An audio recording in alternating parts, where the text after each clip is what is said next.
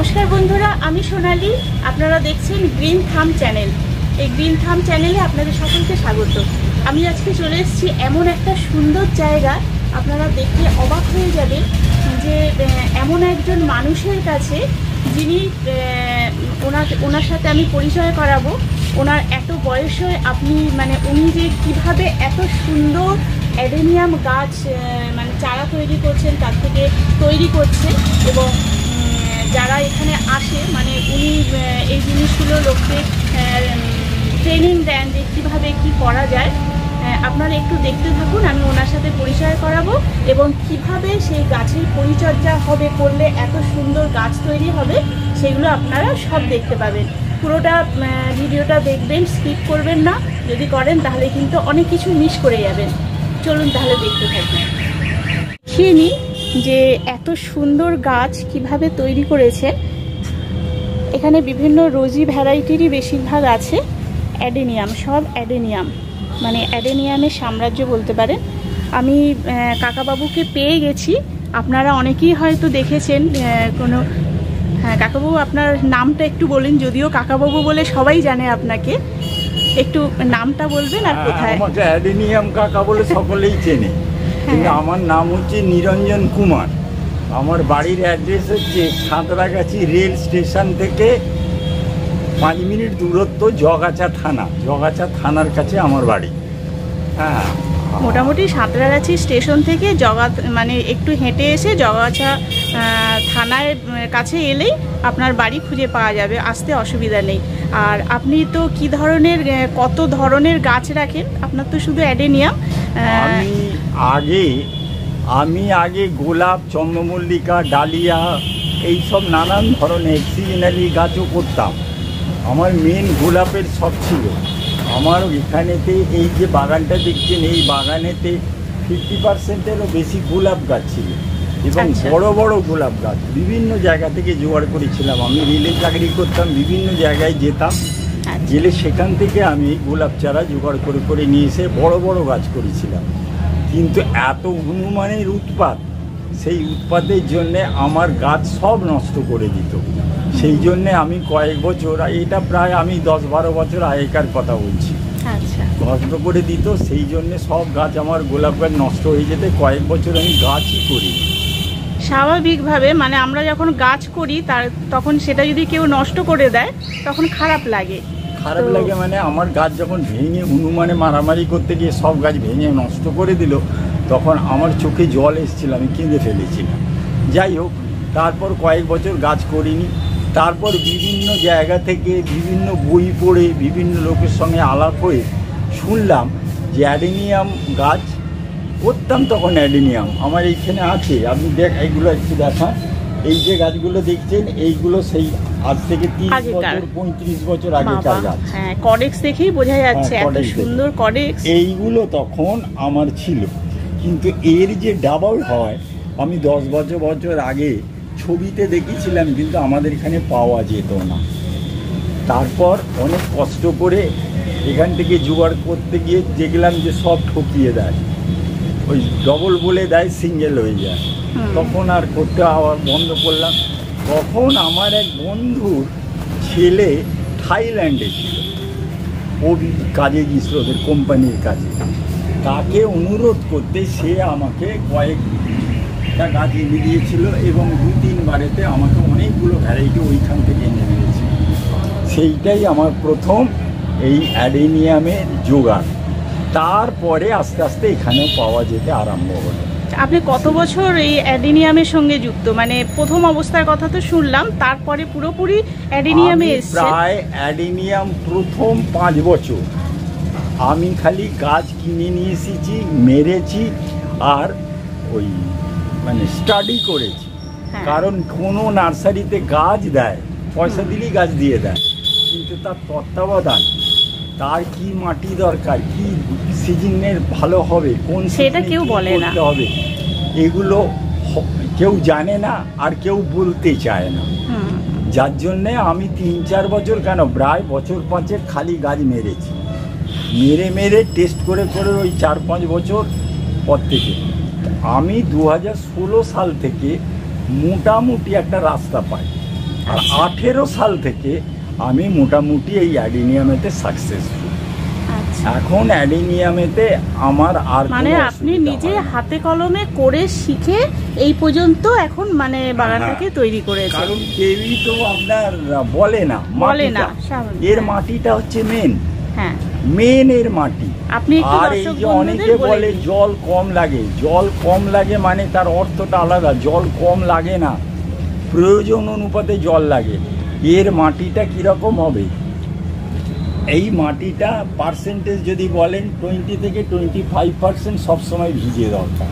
আচ্ছা, একদম শুকোলে হবে না। এবং মাটিটা এমন করতে হবে যে জল, বৃষ্টির জল বা এমনি জল হবে, সঙ্গে সঙ্গে তলা ছেঁদা দিয়ে জলটা বেরিয়ে আউট হয়ে যাবে। জল যেন টবেতে না জমে, বা ওই যে একবার জলের পরে যদি বৃষ্টি না হয় তাহলে তিন দিনে অন্তত শুকিয়ে যাওয়ার কথা। কিন্তু যদি দেখা যায় যে সেই টবেতে জল 1 সপ্তাহ ধরে ভিজে আছে গাছ, তাহলে গোড়া পচে যাবে। এর একটাই রোগ হচ্ছে গোড়া পচে যাওয়া, কারণ এগুলো তো হচ্ছে আপনার মরুভূমির গাছ, বালিতে হয়, ওখানে বৃষ্টিও কম।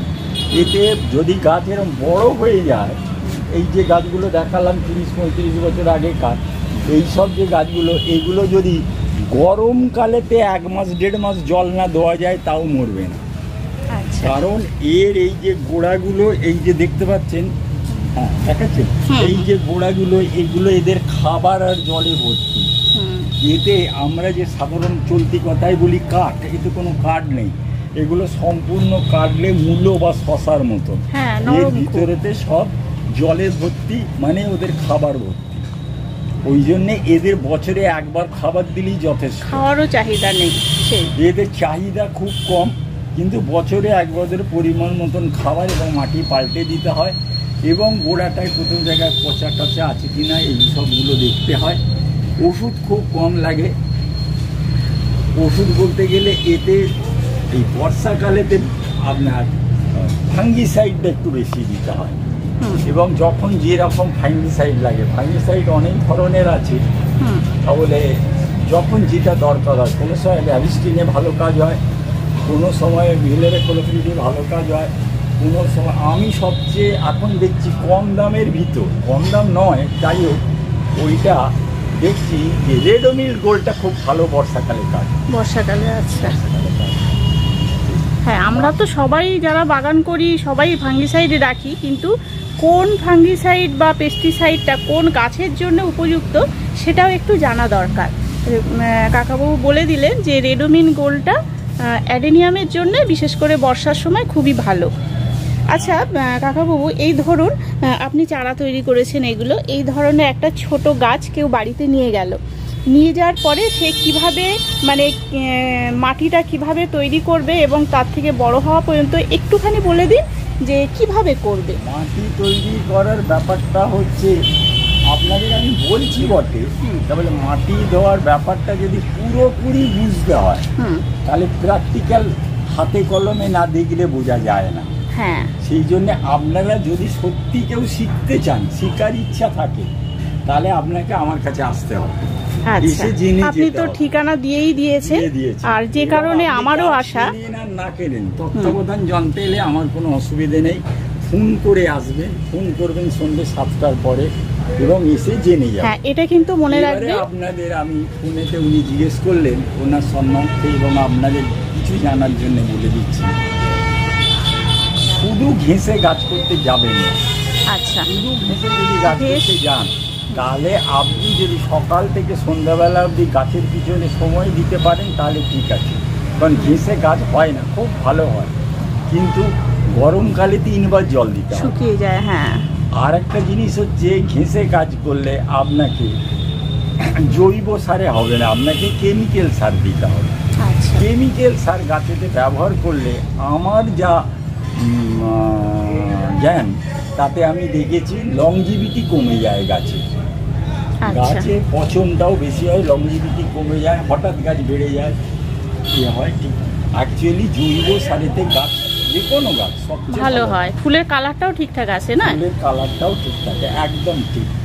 এবং আর একটাও কথা হচ্ছে যে শুধু ঘেঁষেতে গাছ আমার মতে না করা ভালো, কারণ মানুষের কাজ আছে। শুধু গাছ নিয়ে আমার মতো, আমি রিটায়ার লোক, আমার 81, আমার 81 বছর বয়স। বাবা। এই বয়সে আমার কোনো কাজ নেই গাছ ছাড়া, কিন্তু তবুও আমি করি। মানে আপনি কি করে করছেন, মানে এর সিক্রেটটা কি? এইবারে আমি যেটা করছি সেইটা আমার কাছে সুবিধে মনে হয়েছে। যদি আপনার মনে হয় যে ওইটাই সুবিধা হবে, তাহলে আপনি আমার মতো করতে পারেন। তাহলে এইবারেতে আপনারা ভালো করে শুনুন। আপনার তো এত রোদে কষ্ট হচ্ছে, একটুখানি ছায়াতে চলুন। না দেখলে প্রচন্ড রোদ। হ্যাঁ, আপনি যদি একবার ভিডিওটা দেখে বুঝতে না পারেন, 2-3বার দেখার চেষ্টা করবেন। এবারে শুনুন, এঁটেল মাটি নয়, দোআঁশ মাটি 25%। আচ্ছা।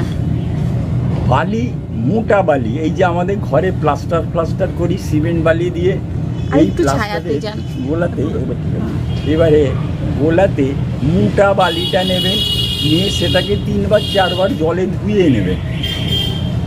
3-4বার জলে ধুয়ে নেবেন, যাতে না কোনো ফাঙ্গাস, যাতে কোনো মানে ওতে নুন থাকে তো, নদীর বালি অনেক রকম থাকতে পারে, সেই জন্য ধুয়ে নেওয়া 4-5বার। যখন দেখবেন জলটা পরিষ্কার বেরোচ্ছে, তখন বুঝবেন যে ধোয়া হয়ে গেছে।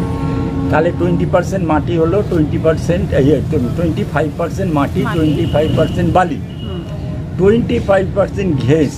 প্রথমে একে ঘেঁস বললে বোঝে না, সিন্ডার বলে। সিন্ডারটা ইংরেজিতে বলে, বাংলায় ঘেঁস। তো যাই হোক, তখন ওইটা আপনারা নেবেন 25%, ওটাকেও একবার ধুয়ে নিতে হবে। আর 25% বালি অথবা এই গোবর অথবা ভার্মি কম্পোস্ট।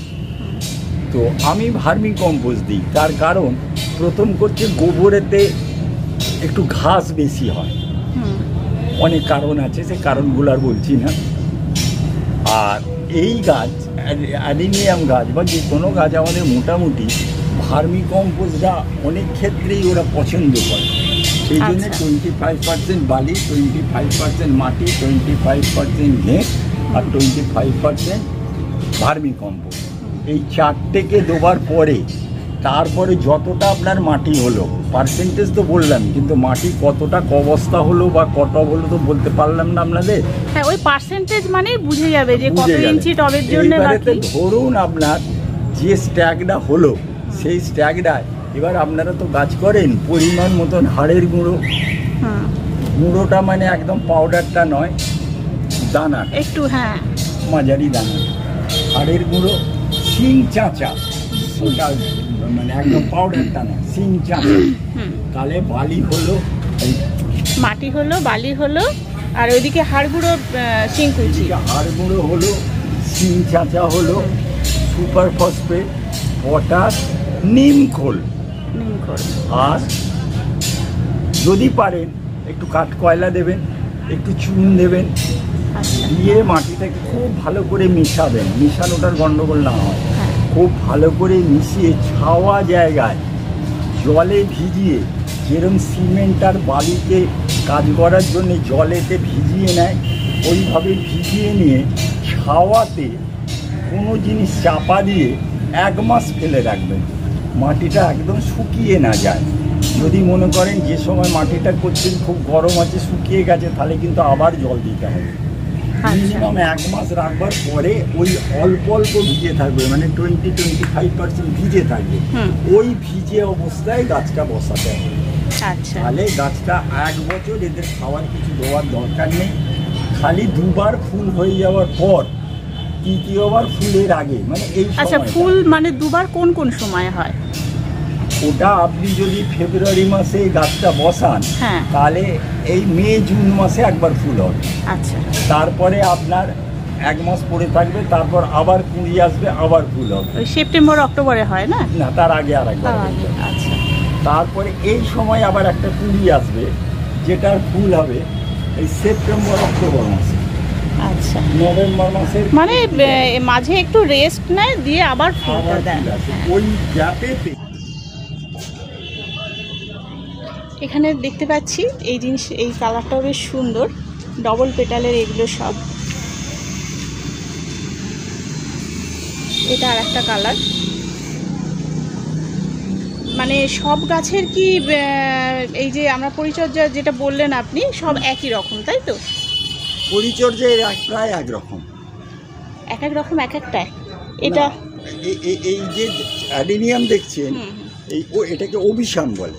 এই অভিশামটার যে আমি ট্রিটমেন্টটা বললাম, এটা অভিশামের ট্রিটমেন্ট প্রায় একই ধরনের। আর এটা কোনো বড় টবে দেবেন না, আপনি গাছ হিসেবে দেখুন, সব ছোট ছোট টব মনে হচ্ছে দেখলে। হ্যাঁ, এটা মানে কিন্তু এই যে কডেক্সটা এইটা বাইরে থাকবে, তাই তো? বাইরে থাকে। হ্যাঁ, মানে কডেক্সটাই আসলে এর সৌন্দর্য, এত সুন্দর লাগছে। গাছগুলো দেখালে আরো বুঝতে পারবেন। দেখছেন অল্প একটুখানি করে ভেতরে ঢুকানো আছে, বাকিটা সবই বাইরে, পুরোটাই কিন্তু বাইরে। আর যদি বেশি করে ঢুকিয়ে দেন তাহলে কডেক্সটা বড় হলে টবগুলো ফাটিয়ে। হ্যাঁ, এই ধরনের চালি টব হলে অ্যাডেনিয়ামের জন্য ভালো, দেখতেও ভালো লাগে বড় হলে।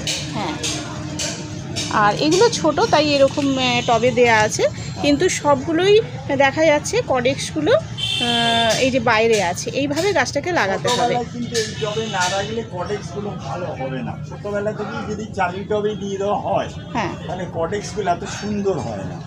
প্রথম দিকে একদম গ্লাস টবে দিতে হবে, তারপরে যখন ওই গাছগুলো দেখান, যখন এইরকম 3 বছর 4 বছরের গাছ হয়ে যাবে, তখন এই অবস্থা হয়ে গেলে তখন আপনি চালি টবে দিতে হবে। এখানেও দেখাচ্ছি, আর এখানে ট্যাগও দেয়া আছে সব কিছু। এখানে নাম্বারিং করা আছে, এই নাম্বারিংটা উনিই বুঝবেন যে কোন গাছে সব। এখানে যেমন 13 দেয়া আছে, ওইটাও তাই। মানে এটা ওনার সুবিধার জন্য, যখন ফুল না থাকবে উনি সেটা দেখে বলে দিতে পারবেন। তাহলে আমাদের মানে যারা নেবেন তাদের অসুবিধা হবে না, যে মনে হবে না যে উনি ঠকিয়ে দিয়েছেন বা এরকম কিছু, কারণ নাম্বারিং প্রত্যেকটার করা আছে। আর এখানে একটা সুন্দর কালার দেখতে পাচ্ছি, খুব মিষ্টি কালার। যদিও এখন ফুলের সিজন, মানে অ্যাডেনিয়ামের সময় নয়, তবুও আমি এলাম একবার ভিডিও করতে। আমারও কিছু গাছের প্রয়োজন আছে, আমারও মানে ইন্টারেস্ট হয়েছে এখন যে অ্যাডেনিয়ামটা একটু ভালো করে করব। উনি যখন এই বয়সে এসে এত সুন্দর গাছ করতে পারছেন, তাহলে আমিও পারবো এবং আপনারাও নিশ্চয়ই পারবেন ভালো করে সুন্দর করে করতে। আর সবথেকে বড় কথা, যারা সময় পান না একদম, মানে গাছে জল দিতে পারলাম না আজকে, চাকরি করতে বেরোন বা কোনো কাজে বেরোন, তাদের জন্যে কিন্তু অ্যাডেনিয়ামটা খুবই ভালো, খুবই সুন্দর দেখতে। আর গোলাপের যেমন, গোলাপ তো ভালোই, কিন্তু গোলাপের ভীষণ মানে এত বেশি পরিচর্যার দরকার, সবসময় খেয়াল রাখতে হবে, বেশি বেশি খাবার দিতে হয়, যেটা এই অ্যাডেনিয়ামের ক্ষেত্রে কিন্তু একদমই লাগে না। তাই তো কাকু, ঠিক বললাম? একদম। এবার আস্তে আস্তে বয়স হওয়ার সঙ্গে সঙ্গে অ্যাডেনিয়ামের দিকেই ঝুঁকতে হবে, কারণ অত পরিচর্যা করা সবসময় সম্ভব হয় না। এর তো কোনো খাবার দেওয়ারও বিশেষ দরকার হয় না। খুব সুন্দর ফুলের গেটআপগুলো এবং গাছের চেহারা। অ্যাডেনিয়ামের যেটা সবথেকে লক্ষণীয় হচ্ছে অ্যাডেনিয়ামের গাছের চেহারা। পাতাগুলো দেখে বোঝা যাচ্ছে যে কত ফ্রেশ, কত হেলদি গাছ। এই গাছটায় ফুল নেই, কিন্তু দেখাতে পাচ্ছি কিনা জানি না, এত সুন্দর, এত হেলদি গাছ এটা। আমারও খুব একটা জানা নেই অ্যাডেনিয়ামের পরিচর্যা, সেই জন্য আমিও জানতে এলাম। কিছু গাছ আমি নেব, যাতে আমি মানে কিছুটা অন্তত আমার ছাদ বাগানকে আলো করতে পারি। হ্যাঁ, এটা কি অভিশাপ? মার্চ মাসে কলম বাঁধা, এই দেখুন মার্চ মাসে কলম বেঁধেছি, একবার ফুল হয়ে গেছে, দ্বিতীয়বার এই দেখুন কত ছোট গাছ এইবার। আর অ্যাডেনিয়াম গাছ ঠিক করে করতে পারলে ফেব্রুয়ারি, মার্চ, এপ্রিল মাস থেকে আর নভেম্বর মাসে এই গ্যাপেতে 3 বার ফুল হবে। এটা তো 4 মাসের গাছ, মার্চে করেছে। এটা একবার ফুল ছোট্টবেলায় একবার হয়ে গেছে, আবার হচ্ছে এই ছোটোবেলায়। এই দেখুন অনেক পরে এই গাছটা কলম বাঁধা, এই দেখুন ফুল হয়ে শেষ হয়ে গেছে। এটা আপনার কলম বাঁধা এপ্রিল মে মাসে। আচ্ছা, কলম বাঁধারও কি কোনো নির্দিষ্ট টাইম থাকে, মানে এই সিজনে ভালো হয়? হ্যাঁ, টাইম আছে। টেম্পারেচার কলম বাঁধতে, কলম যদি করতে চান তাহলে আপনাকে ছাওয়াই চলুন একটু, আমি দীর্ঘ টাইম লাগবে। হ্যাঁ, অবশ্যই সময় লাগবে। ওই দেখুন একটা গাছে কতগুলো করে ফুল হয়েছে। আমি আপনাদের ঠিক মতন ফুল দেখাতে পারলাম না, আপনারা অসময়ে এসছেন। ঠিক আছে, আমি আবার সময়ে বন্ধুদের আরেকবার দেখাবো। এক একটা গাছেতে কামি কামি ফুল, হ্যাঁ, মানে এক একটা এই বড় গাছেতে আপনি অন্তত 40-50টা করে এক একটা গাছে ফুল দেন। যারা গাছ করতে চাইবে তাদেরকে সবসময় দেখা দরকার। আপনি একটু ছায়াতে আসুন, যে ছোট গাছ থেকে মানে কেমন লাগে, তারপর সেটাকে এই যে পরিচর্যাটা আপনি বললেন সবাই জেনে যাবে। তারপর যখন ফুল আসবে সবাই তো, আমি আরেকবার আসবো, আমি এই ছাদে আরেকবার ভিডিও করব। যখন পুরো ফুলে ভর্তি হয়ে যাবে কাকাবাবু আমাকে জানাবে, আমি তখন অবশ্যই আরেকবার আপনাদের দেখাবো ভিডিও করে। অ্যাডেনিয়াম সম্পর্কে জানার শেষ নেই, এখনও অনেক অনেক জানার বাকি রয়েছে। তবে বন্ধুরা, আপনাদের যদি ভিডিওটা ভালো লাগে আপনারা কমেন্টে জানাবেন কেমন লাগছে, এবং আপনাদের যদি মনে হয় যে অ্যাডেনিয়াম গ্রাফটিংয়ের ব্যাপারটা জানার দরকার, তাহলে আমাকে একটু কমেন্ট করে জানাবেন। আমি ওনাকে রিকোয়েস্ট করব যাতে আর একটা এপিসোডে উনি একটু গ্রাফটিংটা দেখিয়ে দেন। ওনাকে অনেক অনেক ধন্যবাদ কাকাবাবু আপনাকে, কারণ এই গরমের মধ্যে আপনি এতটা সময় আমাদের দিলেন, তার জন্যে সত্যি অনেক খুশি আমরা, অনেক আপ্লুত। এখন আমি আপনাদের কি বলবো, আপনার দীর্ঘ জীবন কামনা করি, যাতে আপনি আরও অনেক দিন আমাদের অনেক কিছু দিয়ে যেতে পারেন এবং আমরাও উপকৃত হতে পারি। ধন্যবাদ।